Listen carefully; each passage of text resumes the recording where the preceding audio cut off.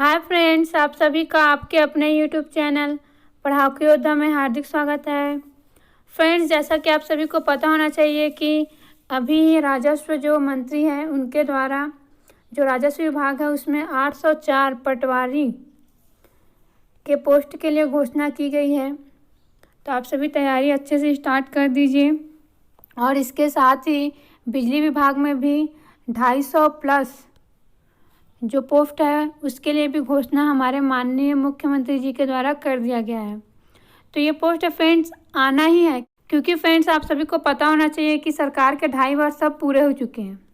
ठीक है, तो अब जो है सरकार जो है कुछ ये ऐसा पोस्ट निकालेगी, कुछ ना कुछ करते जाएगी जिससे वो सबको अपनी ओर कर सके, है ना। तो इसके चलते ही ये सारी घोषणाएं की जा रही है एंड उम्मीद है कि ये जो पोस्ट है वो जल्द से जल्द आ जाएंगे। तो आप सभी अपनी तैयारी को अच्छे से रखिए, चाहे बिजली विभाग हो, है ना, चाहे पटवारी का पोस्ट हो, इन दोनों में ही मतलब राजस्व विभाग हो चाहे बिजली विभाग हो, यहाँ पर मैथ्स जो है और रीजनिंग ये दोनों बहुत ही इंपॉर्टेंट रोल प्ले करता है। जिनका मैथ्स और रीजनिंग स्ट्रांग है वो इजीली इन एग्ज़ाम्स को क्रैक कर सकते हैं। ठीक है, तो देखिए ये जो क्वेश्चंस मैं आप सभी को आज कराने वाली हूँ ये पटवारी 2019 में जो क्वेश्चंस पूछे गए मैथ्स के वो क्वेश्चंस हैं। ज़्यादा हार्ड क्वेश्चंस नहीं पूछे गए, बहुत ही मॉडरेट और बहुत ही इजी लेवल के क्वेश्चंस इसमें पूछे गए हैं। फिर भी मैं आप सभी को इसको सॉल्व करा दे रही हूँ, जिससे अभी 804 पोस्ट के लिए किस प्रकार से क्वेश्चंस पूछ सकते हैं आप सभी उसके लिए तैयार हो सकें। और साथ ही फ्रेंड्स सीजी व्यापम के मैथ्स के जो क्वेश्चंस है ना, उसका प्ले लिस्ट बना हुआ है। आप सभी हमारे चैनल पर जा कर के सारे क्वेश्चन पेपर्स को सॉल्व कर लीजिएगा। देखिए आप सभी क्वेश्चंस देखेंगे, आप पहले खुद से सॉल्व करिएगा। अगर आपसे नहीं बनता है फिर मैं जो मेथड बताई हूँ उससे सॉल्व करिएगा। अगर आप अपने मेथड से सॉल्व कर सकते हैं तो डेफिनेटली उसी से ही सॉल्व करिएगा, लेकिन वीडियोस को पूरा ज़रूर देख लीजिएगा ताकि आप सभी जो है किस प्रकार से क्वेश्चन व्यापम के द्वारा पूछा जाता है उससे भली भांति परिचित हो सके। तो चलिए अब ये वीडियो स्टार्ट करते हैं। देखिए फ्रेंड्स, ये वाला क्वेश्चन पहला वाला ये एकदम नॉर्मल क्वेश्चन है, सिर्फ एडिशन वाला क्वेश्चन है। और पहले भी मैं आप सभी को बता दी हूँ कि इसका मीनिंग क्या होता है। 3 सहित 1/3 करके लिखा हुआ है, तो इसको मैं इस प्रकार से भी लिख सकती हूँ 3 + 1 / 3। ये पहले भी मैं अपने पिछले वीडियोज़ में बता चुकी हूँ। ठीक है, तो हम क्या करेंगे फ्रेंड्स, सबसे पहले ये जो 3 वाला है इसको ले लेते हैं। ठीक है, तो इसको ऐड करेंगे तो देखिए सबसे लास्ट वाले को सबसे पहले लिखेंगे क्योंकि इसको ऐड ही करना है। तो देखिए यहाँ पर 5 टाइम्स है, जो 3 है वो, उसके बाद 4 टाइम्स है, उसके बाद 3 टाइम्स है, उसके बाद 2 टाइम्स है, फिर 1 टाइम्स है। तो इसको ऐड करेंगे तो देखिए 3 × 5 = 15 है ना, क्योंकि 5 टाइम्स है तो 5 लिख देते हैं और हासिल में जाएगा 1। फिर 3 × 4 = 12 और 1 = 13, इसको यहाँ पर लिखती हूँ तो ये 3 हो गया। अब ये फिर से 1 हासिल जाएगा, यहाँ पर आएगा। ठीक है, तो यहाँ पर देखिए 3 3 3 तो ये कितना हो जाएगा 9 9 और 1 क्या हो जाएगा 10, तो ये 0। फिर यहाँ पर फिर 1 हासिल आएगा, तो देखिए 3 3 6 और 1 7 और पहले में क्या है 3, तो 37035। देखिए और आगे आपको सॉल्व करने की ज़रूरत ही नहीं है क्योंकि एक ही ऑप्शन दिया हुआ है, डी वाला ऑप्शन, जिसमें 37035 लिखा हुआ है। ठीक है फ्रेंड्स, तो ऐसे ही आप सभी को इजीली इसको सॉल्व कर लेना है।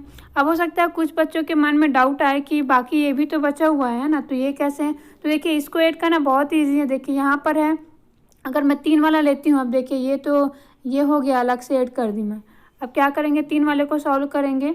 1 / 3 1 / 3 का स्क्वायर, 1 / 3 क्यूब, 1 / 3 के हाथ में 4, फिर 1 / 3⁵। ठीक है, तो ये सब है।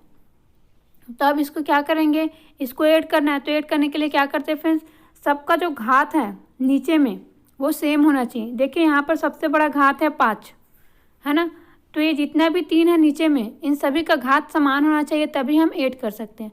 तो क्या करेंगे, घात समान करने के लिए इसमें मुझे 3 के पावर में 4 का इंटू करना पड़ेगा, इसमें 3 के पावर में 3 का इंटू करना पड़ेगा, इसमें 3 के पावर में 2 का।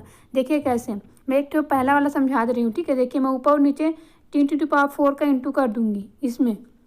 तो देखिए यहाँ पर कुछ पावर नहीं लिखा है, इसका मतलब क्या है, इसका मतलब ये है कि यहाँ पर 1 है। और हम जानते हैं जो घात वाला घातांक का जो रूल है उसके अकॉर्डिंग a के पावर में m क्रॉस a के पावर में n हो तो a⁴m + n हो जाता है, मीन्स जो घात है वो आपस में जुड़ जाता है अगर आधार जो है बराबर हो तो यहाँ पर देखिए घात 4 है, यहाँ पर 1 है, तो ये दोनों मिलकर क्या हो जाएगा 5 हो जाएगा। ठीक है, तो यहाँ पर मुझे नीचे में घात को 5 करने के लिए 3⁴ का इंटू करना पड़ा, तो यहाँ पर 3⁻³ का इंटू करना पड़ेगा, यहाँ पर 3², यहाँ पर ओनली 3 और यहाँ पर तो कुछ भी करने की ज़रूरत नहीं है लास्ट वाले में, है ना। तो देखिए किस प्रकार से होगा ये। यहाँ पर सबसे पहले में आएगा 3⁴, ठीक है। उसके बाद दूसरे वाले में करेंगे 3 का क्यूब का, उसके बाद 3 का स्क्वायर, उसके बाद 3 और लास्ट वाले में कुछ करने की ज़रूरत नहीं, तो 1 रहेगा और नीचे में आ जाएगा 3⁵।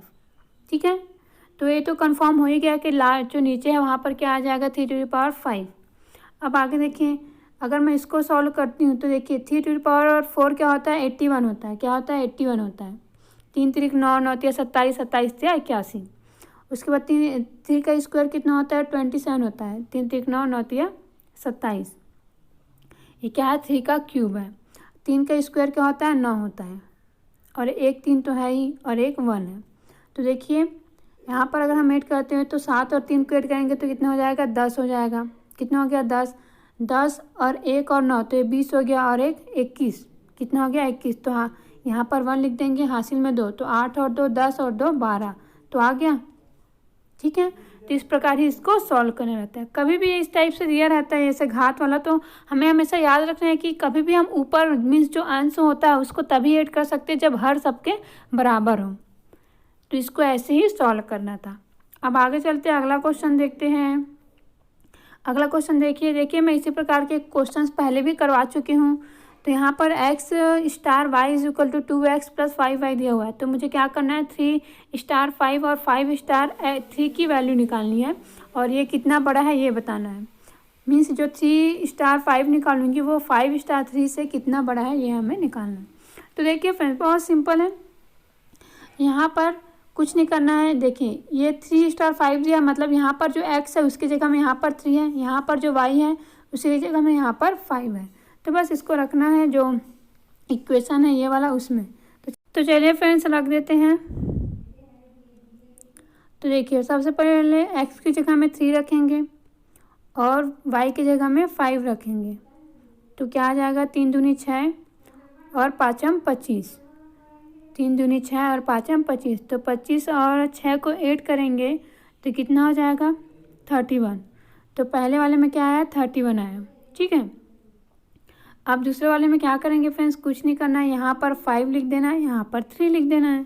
अब इसको सॉल्व करते हैं तो 5 दूनी 10, ये क्या हो गया 10, और ये 5 या 15, तो दोनों को ऐड करेंगे तो 5 और 2 तो 25, तो इसकी वैल्यू आई 25 और इसका 31, तो कितना बड़ा है ये 6 बड़ा है। ठीक है, तो 25 में 6 ऐड करेंगे तभी तो 31 आएगा ना, तो 31 - 25 क्या आ जाएगा 6। तो ऑप्शन सी जो है वो सही आंसर है। अब आगे देखते हैं अगला क्वेश्चन।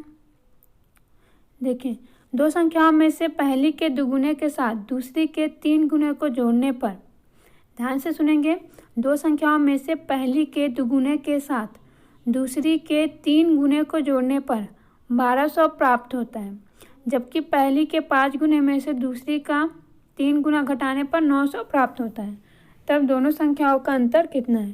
तो ये भी बहुत ही ईजी है, सिर्फ रखना है। देखिए मान लेते हैं पहली संख्या a है और दूसरी संख्या b है, तो पहले क्या बोला गया है, पहली संख्या के दुगुने मतलब 2a के साथ दूसरी संख्या के 3 गुने को जोड़ते हैं, मीन्स 3b करते हैं, तो क्या मिलता है 1200 मिलता है।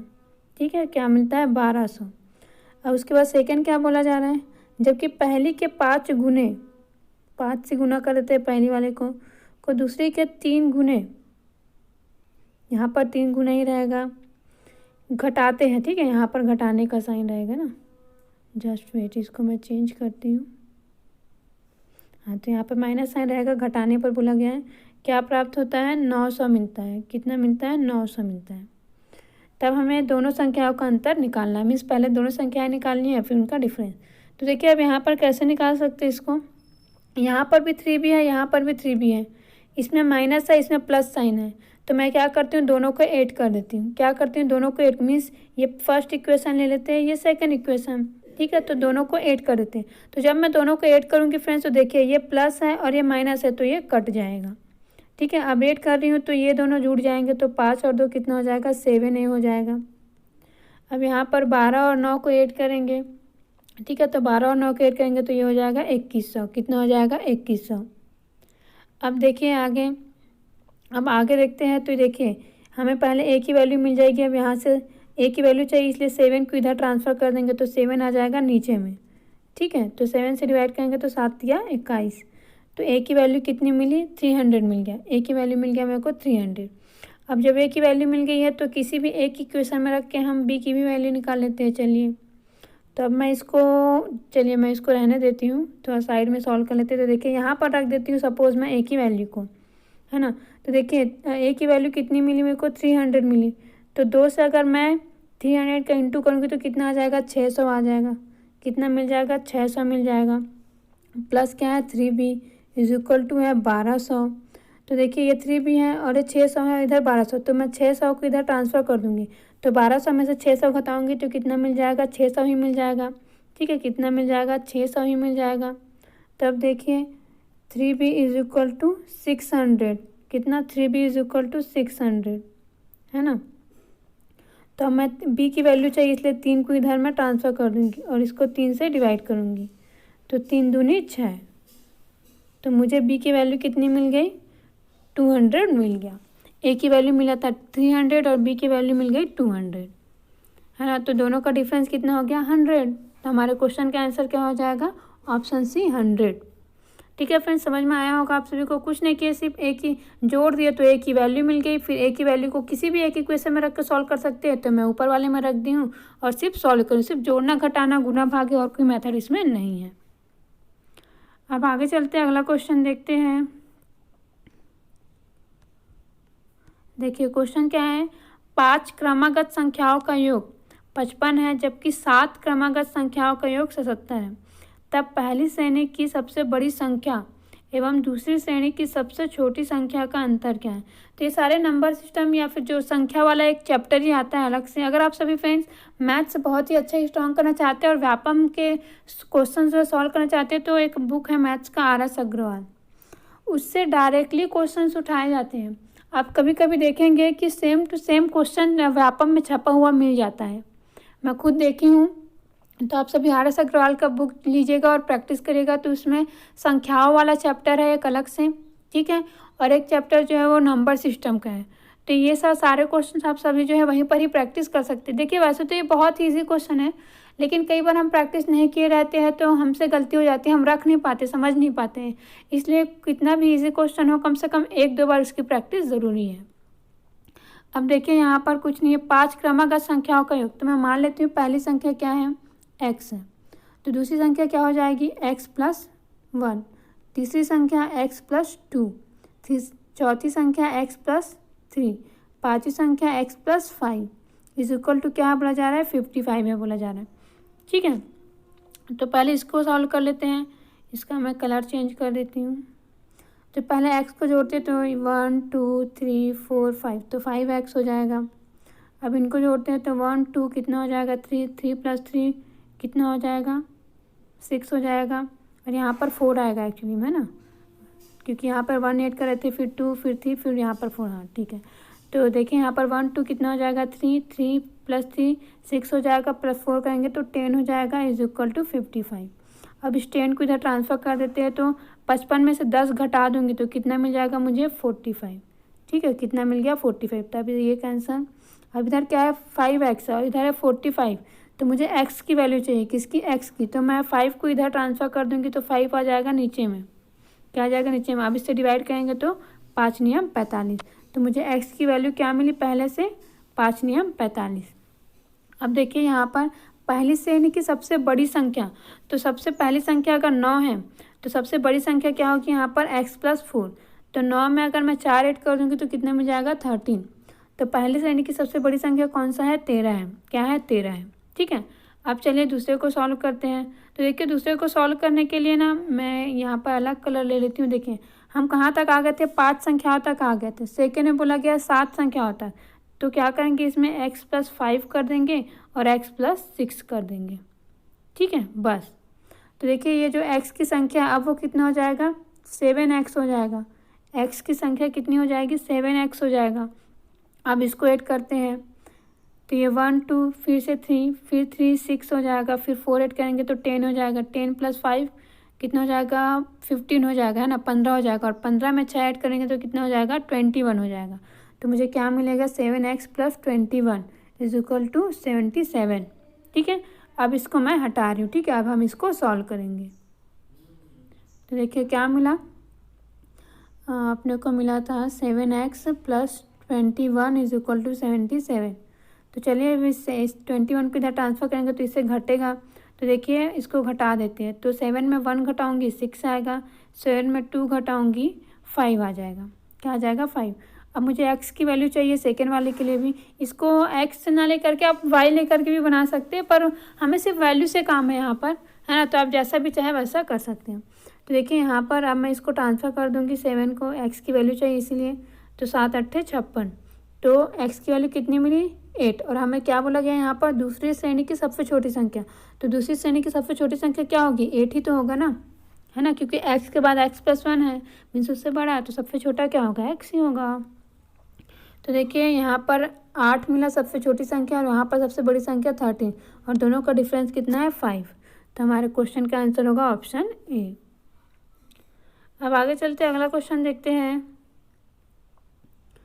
देखिए ये वाला क्वेश्चन, एक कार ए से बी तक 120 किलोमीटर प्रति घंटा की गति से जाता है तथा बी से ए तक 80 किलोमीटर प्रति घंटा की गति से लौटता है। संपूर्ण यात्रा के लिए उसकी औसत गति कितनी है। तो ये बहुत ही इजी क्वेश्चन है फ्रेंड्स। देखिए जब भी दूरी समान होता है ना, क्योंकि देखिए ये बोल रहा है कि कहीं पर गया बी से, मतलब ए से बी तक गया, फिर बी से ए तक ही आ रहा, मीन्स दूरी समान है। तो जो औसत गति है उसका फॉर्मूला होता है 2a × b / a + b। ठीक है, यही होता है फार्मूला। तो यहाँ पर a की जगह में 120 और b की जगह में 80, तो इसको रख देंगे। चलिए रखते हैं 2 120 × 80 / 120 + 80। तो देखिए 120 में अगर मैं 80 को जोड़ देती हूँ तो मुझे क्या मिल जाएगा, मुझे मिल जाएगा 200। क्या मिल जाएगा 200। ठीक है ना। अब देखिए आगे, अब हम इसको सॉल्व करते हैं ना। तो देखिए यहाँ पर 200 मिला हुआ है, तो ये 2 0 है यहाँ पर ये 0 ये 0 कैंसिल। अब यहाँ पर सिर्फ 2 बचा हुआ है, तो 2 से डिवाइड करते हैं, ये 2 से 2 कैंसिल। अब 12 और 8 का इंटू करेंगे तो 12 × 8 = 96। तो यही हमारे क्वेश्चन का आंसर है 96 km/h। क्या है 96 km/h।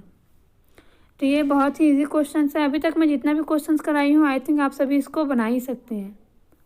अब देखिए 46 वाला क्वेश्चन, देखिए व्यापम में जो मिश्रण है ना उससे भी रिलेटेड क्वेश्चन पूछा ही जाता है। तो आप सभी मिश्रण से रिलेटेड क्वेश्चंस भी अच्छे से पढ़ लीजिएगा।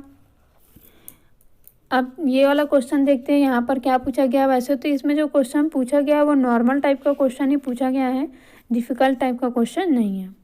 देखिए क्या बोला है 35 लीटर दूध, इसको मैं थोड़ा बड़ा कर देती हूँ, फिर सॉल्व करने के लिए छोटा कर लेंगे। देखिए बोला गया है 35 लीटर मिश्रण में दूध तथा पानी का अनुपात 5:2 है। इसमें कितना पानी और मिलाया जाए कि यह रेशियो 5:3 हो जाए। तो देखिए आप इसको सॉल्व करेंगे तो 35 लीटर जो मिश्रण है ना, दूध और पानी का अनुपात, तो उसमें 5:2 है। तो मान लेते हैं कि इस मिश्रण में 5x क्या है 5 दूध है और 2x लीटर क्या है पानी है, और इन दोनों का टोटल एडिशन कितना दिया हुआ है 35 लीटर दिया है ना, ये 35 लीटर। तो इन दोनों को सॉल्व करेंगे तो 7x = 35। तो 7 से डिवाइड करेंगे तो 7 × 5 = 35। तो x की वैल्यू आई 5, कितना है x की वैल्यू 5 आया। तो देखिए जो दूध है वो कितना लीटर है, फिर 5 × 25 लीटर है, और जो पानी है वो कितना लीटर है 10 लीटर है। ठीक है, क्योंकि 5 का इंटू कर दूँगी मैं 2x से 5x से, तो मुझे पता चल गया कि ये जो 35 लीटर मिश्रण है उसमें दूध कितना है 25 लीटर है और पानी कितना है 10 लीटर है। ठीक है, अब चलिए इसको आगे सॉल्व करते हैं। अब क्या बोला गया इसमें कितना पानी और मिलाया जाए कि यह अनुपात 5:3 हो जाए। तो मान लेते हैं कि जो 10 लीटर पानी है उसमें हम x लीटर पानी और मिला देते हैं। क्या मिला देते हैं x लीटर पानी और मिला देते हैं। तो अब देखिए फ्रेंड्स रेशियो क्या हो जाएगा, हमारे पास 25 लीटर दूध है, अब पानी 10 लीटर था उसमें x लीटर और मिला दिए, तो अब रेशियो हो जा रहा है 5:3। और ये किस में दिया है, ये डायरेक्टली क्वेश्चन में ही दिया हुआ है। देखिए हम दूध में कोई परिवर्तन नहीं कर रहा है, इसलिए वो 25 लीटर ही रहेगा। लेकिन पानी में परिवर्तन कर रहे हैं तो कितना लीटर मिला रहे हैं, मान ली मैं x लीटर। तो अब इसको सॉल्व करेंगे और क्वेश्चन का आंसर मिल जाएगा। तो 3 का इधर इंटू करेंगे और इसको इधर इंटू करेंगे, ठीक है। इसे कहते हैं तिर्यक गुणनफल। क्या कहते हैं, तिर्यक गुणनफल। तो देखिए 25 और 3 का इंटू करेंगे तो 25 या 75, तो हो जाएगा 25 या 75। अब देखिए ये 10 + x और ये 5 है, तो पहले 5 का इंटू होगा x से, तो ये हो जाएगा 5x। उसके बाद 5 का इंटू होगा 10 से, तो ये हो जाएगा 50। कितना हो जाएगा, 50। तो इधर है 75 और इधर है 50। तो आप क्या करेंगे आगे, हमें x की वैल्यू चाहिए, हम 50 को इधर ट्रांसफ़र कर देते हैं। तो 75 में जब मैं 50 घटाऊँगी तो कितना बचेगा, 25। इसको मैं और अलग से लिखती हूँ, ठीक है। चलिए मैं यहाँ पर लिख देती हूँ इसको थोड़ा सा हटा करके, जिससे आपको कोई भी डिफ़िकल्टी ना हो। देखिए यहाँ पर 50 में घटा दी हूँ तो ये 25 आ जाएगा, इधर बचा है 5x। तो मुझे x की वैल्यू चाहिए, तो 5 को इधर ट्रांसफ़र कर दो, या फिर यहीं से भी काट सकते हैं। 5 का हम 5, 5 हम 25। तो x की वैल्यू कितनी आई, 5 लीटर। तो कितना लीटर पानी मिलाना पड़ेगा, 5 लीटर। तो आंसर क्या होगा, ऑप्शन सी। तो ये तो इजी लेवल का पूछा गया है मिश्रण से। कई बार जो क्वेश्चन जो है मिश्रण से घुमा करके भी पूछ दिया जाता है। अब आगे देखते हैं अगला क्वेश्चन। देखिए ये वाला क्वेश्चन, यदि किसी आयत की लंबाई में 20% की वृद्धि तथा चौड़ाई में 20% की कमी कर दी जाए तो नए आयत के क्षेत्रफल में क्या होगी, है ना। तो अब हमें ये बताना है कि क्या होगा, आयत की क्षेत्रफल मतलब आयत का क्षेत्रफल बढ़ेगा या फिर कम होगा। तो देखिए इसमें हम क्या करेंगे, इसको फ्रेंड्स मैं आप सभी को रेशियो मेथड से बताती हूँ, ठीक है। क्योंकि अगर आप नॉर्मल मेथड से बनाना चाहेंगे ना तो आपको बहुत ही ज़्यादा समय लगने की संभावना है।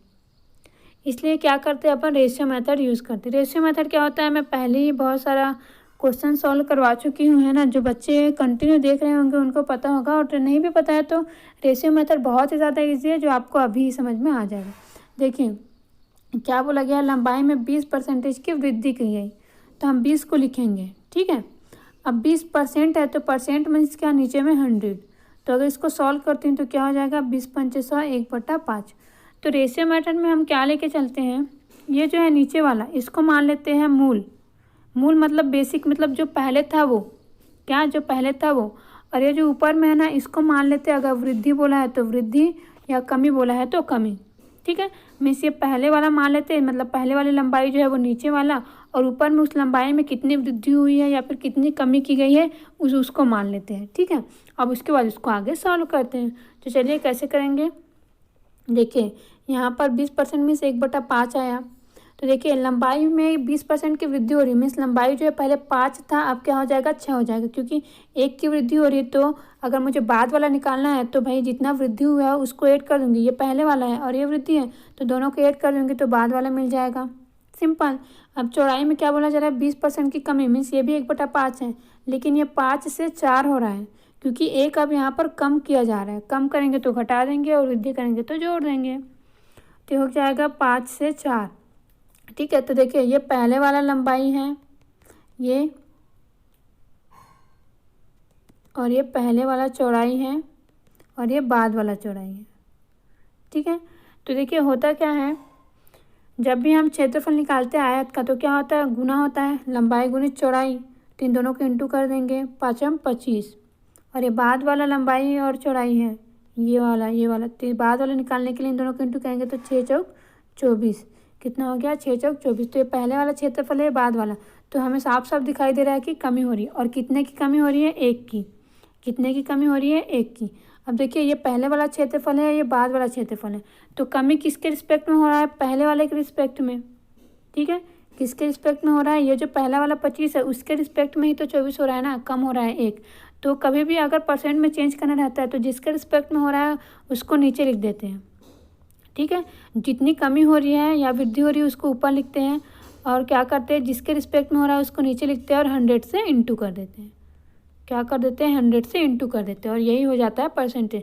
तो 25×4 = 100। तो कितने की कमी आ रही है, 4% की कमी आ रही है। तो हमारे क्वेश्चन का आंसर क्या हो जाएगा, ऑप्शन बी, 4% की कमी। अब आगे देखते हैं फ्रेंड्स अगला क्वेश्चन बहुत ही इंटरेस्टिंग क्वेश्चन है।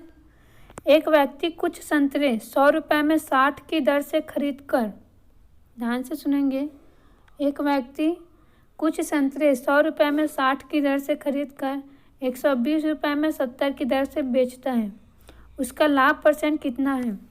तो ये बहुत ईजी है फ्रेंड्स, इसमें कुछ नहीं करना है, ये जैसे बोलो उसको वैसे लिखो पहले, ठीक है। 100/60, फिर यहाँ पर इसको बोलते हैं समानुपात का निशान बोलते हैं इसको, ठीक है। और ये जो लिखा है 120, इसको भी रेशियो में लिख देंगे।